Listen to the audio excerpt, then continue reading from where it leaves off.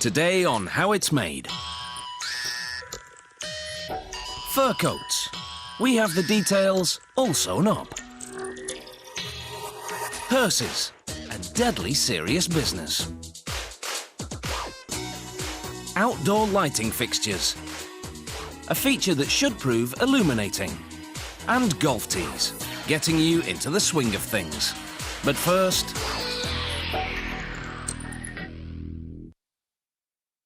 Fur coats have been around through thick and thin. They used to be very bulky, but because of new manufacturing techniques, today's garments are much thinner. Whether a posh person's folly or a fashion faux pas, either way, they're sure to keep you warm.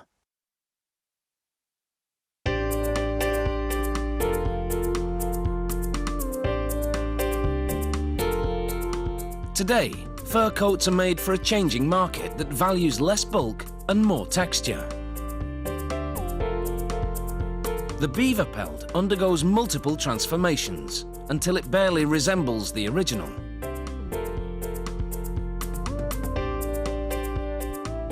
The fur is steamed to fluff it up. Then it's given a static charge to make the hairs stand on end. The pelt then passes through a row of small blades several times. This shears the fur so that the hairs are uniform and the pelt less bulky. But because the downy undercoat is the most insulating part, this fur will still be warm. Grooving is a new technique that involves carving a pattern into the dyed fur. The blades cut a zigzag pattern down the length of the fur, giving the beaver pelt a unique look and feel.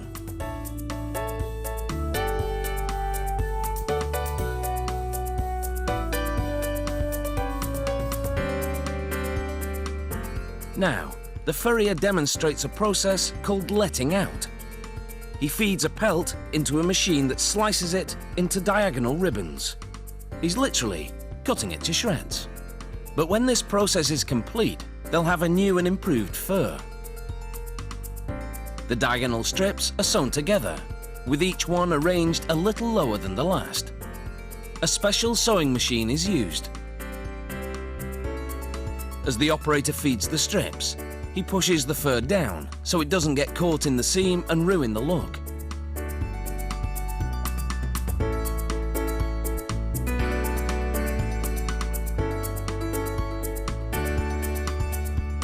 The narrow strips of fur created by this letting out process will run the full length of a coat. It provides a more flowing look than simply sewing whole pelts together. It also makes the fur a little rippled. A process called blocking will correct that. The leather of the pelt is wetted down. Then, to fit the pattern that's been traced onto a board underneath, it's split a little at the end. The fur is then stapled onto the pattern.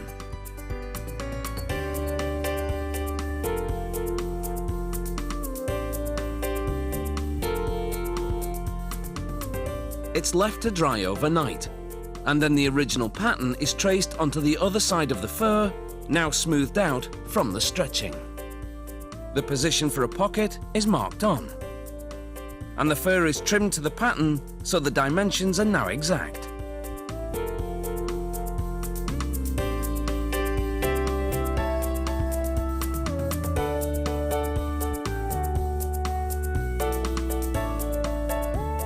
Specialized finishers sew a cloth pocket into the split prepared for it.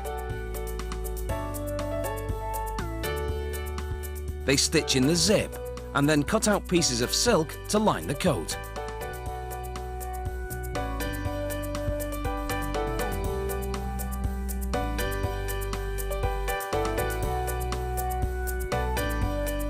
Before that lining is sewn in, the front edges of the garment are built up by tacking lamb's wool on the inside edging. This will add structure and help the fur hold its form as the lining is put in.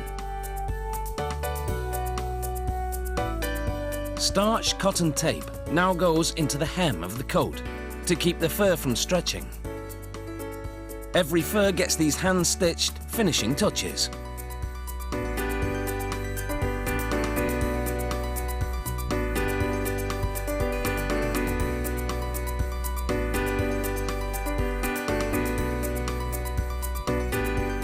Once the label goes on, this fur coat is ready for a night on the town.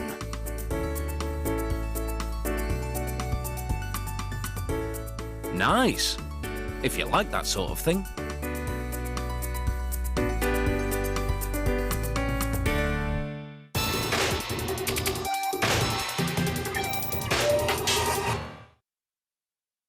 Hearses are all about luxury, because luxury says dignity and respect. From the plush custom interior to the stretched and streamlined design, it's nothing but the best for our dearly departed. We're all dying to see how they're made.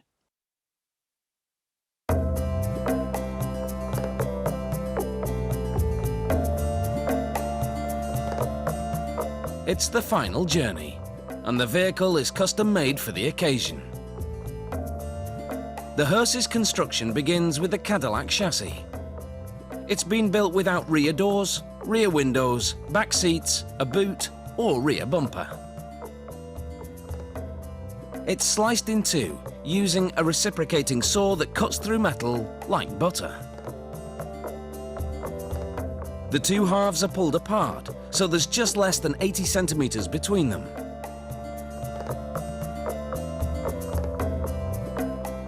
Then the frame rails are welded in place to join the two halves. Each new frame rail is encased with a support piece. The framework for a hearse has to be extremely solid because it will carry heavy loads for many years. The base Cadillac also has more structural reinforcements than a regular vehicle, like stronger wheels and suspension.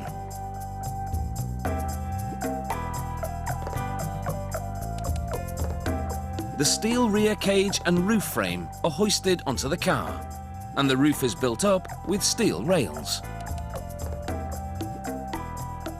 The framework for the casket loading door goes on next.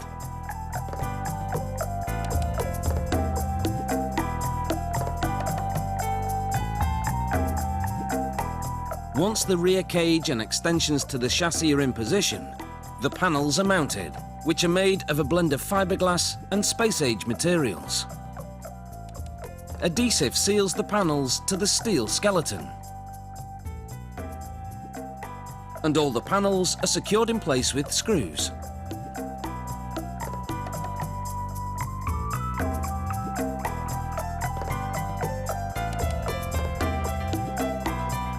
This is a made-to-measure job. The panels fit precisely to the welded cage.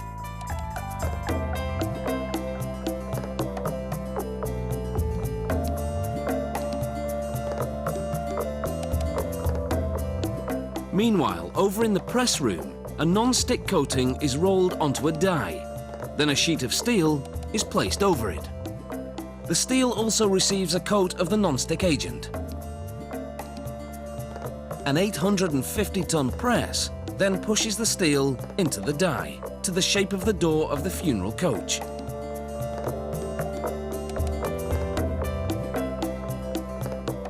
The non-stick coating allows the door to be easily removed without being damaged. The door is attached to the back of the hearse, using super strong hinges because they'll have to stand up to a lot of wear. The door is high and wide and opens to an angle of 135 degrees to allow for easy loading of the casket. After the seams in the body are smoothed out and it's given a high-gloss paint job, the roof is covered with a foam pad. Vinyl material is placed over it and pulled snugly around the corners.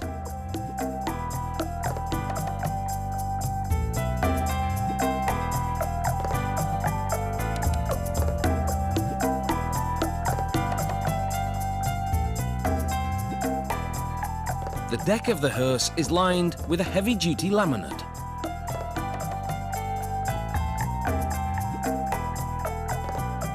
Next, the fabric that covers the ceiling of the hearse is put up. The hardware that will allow the casket to easily roll in and out of the coach is mounted.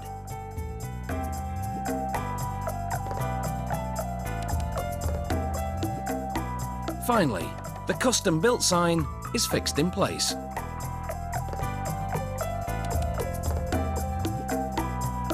From the lustrous paint job to the lush, curtained interior, the funeral coach has an ethereal look. Appropriate, since it's designed to make an exit that's out of this world. Coming up on How It's Made, outdoor lighting fixtures, making light work of their production. And golf tees. We'll find out what drives this product. See you after the break. Day or night, streetlights light up our lives. Typically standing as high as 8 meters above the pavement, they cast a warm glow in the darkness and continue to provide street decor during the day. And if you're a dog, you're going to get very excited about this one. This fixture, called a luminaire, starts as a technical drawing. To make certain parts of the luminaire, the factory uses a process called sand casting.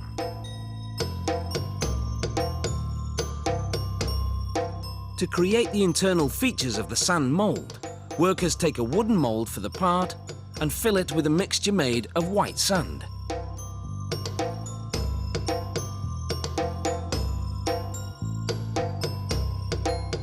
They insert a wire into the centre to make an opening. Then inject carbon dioxide into that opening. This causes a chemical reaction that hardens the sand.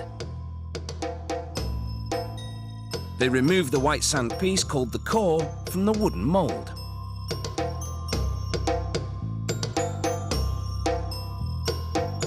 To cast the external parts of the luminaire, workers start with a mould made of aluminium. Inside it, they build another mould made of brown soil.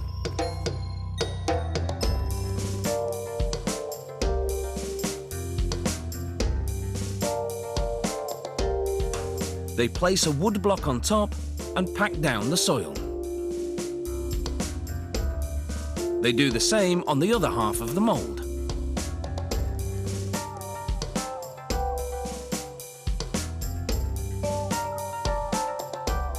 Now, with a copper pipe, they make holes in the soil mould, one into which they pour molten aluminium. The other vents air.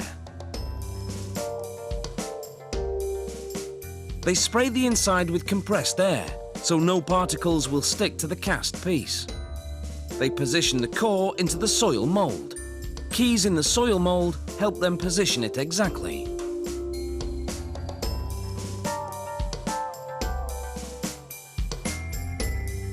Then they pour molten aluminium into the mould. Aluminium is an ideal metal for streetlights because it's lightweight, rust-resistant, and it won't stick to the soil mould.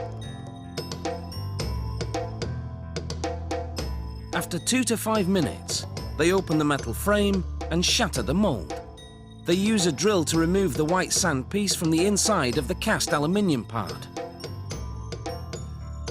Next, they sand down the part to make it smooth.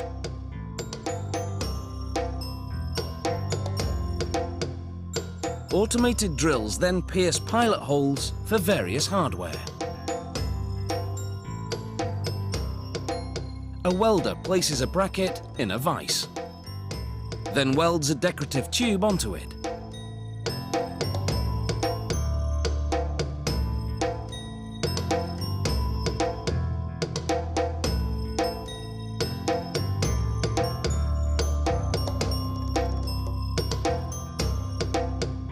Next, he welds an anchor plate onto a pole.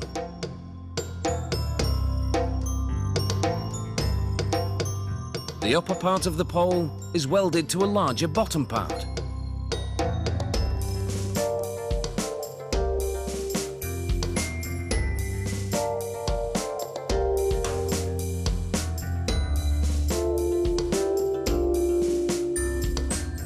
All the poles, brackets and luminaire parts go into a series of chemical baths to prepare them for painting.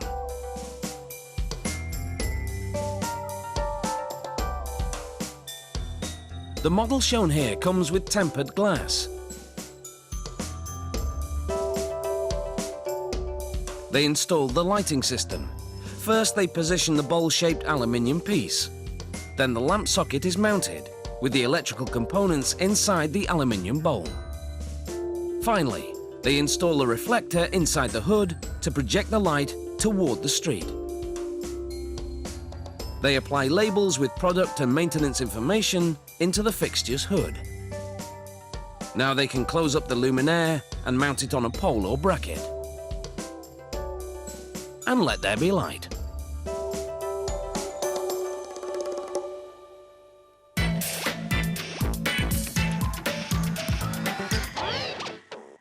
Before golf tees became popular, players would tee up their ball on a mound of sand. The first peg-style tees were invented more than a century ago. But they didn't really catch on until the 1920s, when one company used professional golfers to promote them.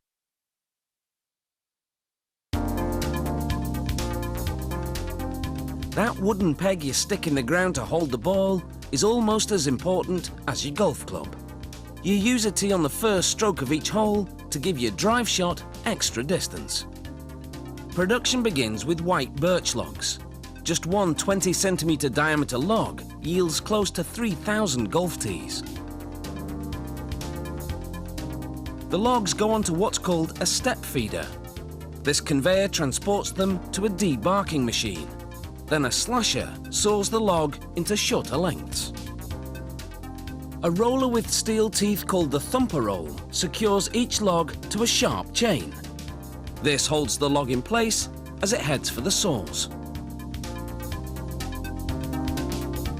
4 saws work their magic, carving the 1.4-metre long boards into shorter dowel boards, each measuring 46 centimetres.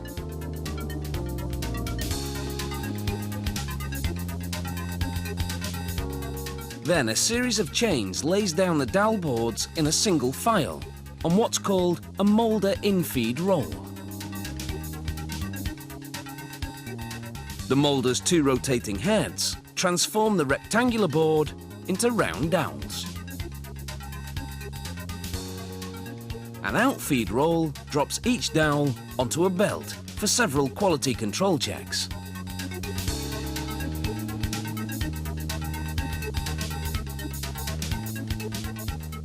An inspector examines the dowels, removing defective pieces and setting aside dowels that need more cutting.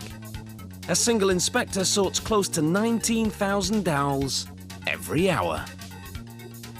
They go onto racks that hold 8,900 dowels each. Rack after rack now travels into a lathe.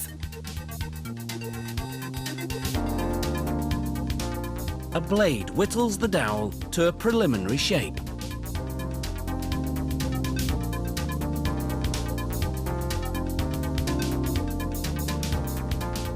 This tool, called a trumpet, moves over the dowel, sculpting the tee's final shape.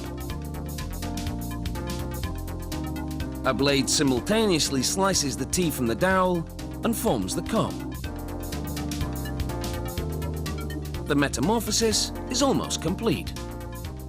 From wooden boards, to dowels, to tees.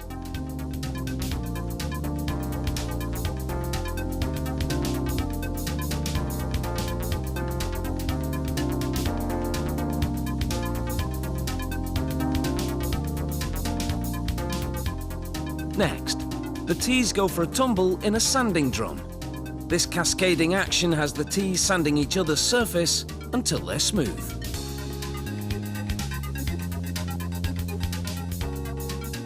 The slots on this machine separate the good tees from the bad ones and screen out the waste. Long nail-like bumps on the machine divide the tees so that only one drops down at a time. The tee fits through only if it's perfectly shaped. The rejects and wood shavings roll across the top and land elsewhere. The good tees land in a big bin called a tote. Golf tees come in various lengths, but your average one is 7 centimetres long and weighs 0.02 grams. So a tote typically holds some 100,000 tees. A tote dumper then dumps 2 totes of tees into a paint drum. Small steel flights inside the drum send the tees cascading. With each turn, they pick up paint. It takes 2 hours and 38 litres of water-based paint to fully coat the tees. Then another 2 hours to dry the paint. A trapdoor releases the tees onto a vibrating conveyor and into a tote. If these tees are to have printing on them, there's still one more step. They get an extra coat of enamel paint to create a smooth surface for the ink. Shiny or matte, plain or printed, the golf tee has come a long way since the days of teeing off on a mound of sand. So, if you're looking for a little extra warmth, or you're heading off towards the light,